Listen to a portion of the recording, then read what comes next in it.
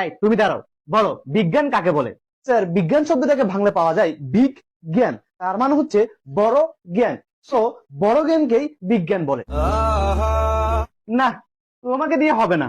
এই তুমি দাঁড়াও, বলো পৃথিবী আর চাঁদের মধ্যবর্তী দূরত্ব কত? Sir, 4 bench. 4 বেঞ্চ মানে? স্যার, 4 বেঞ্চ আগে আপনার মেয়ে বসে আছে। আপনার মেয়ে হচ্ছে চাঁদ, আর আমি আপনার মেয়ের পৃথিবী।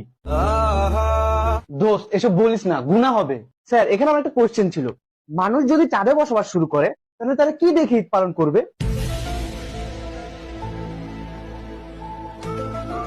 দোস্ত, ঈদ একটা পবিত্র জিনিস, এসব বলিস না, গুনাহ হবে। স্যার, এখানে আমারও একটা কোশ্চেন আছে।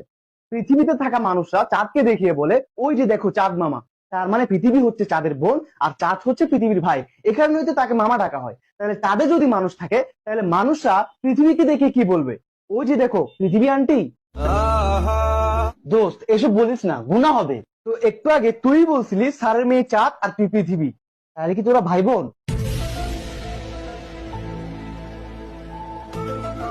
তোমাদের অনেক কোশ্চেন হয়েছে, এবার আমি কোশ্চেন করব।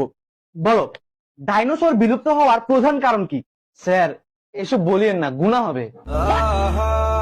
এই, ওরে ধর, ওরে আল্লাহর কাছে পাঠাই।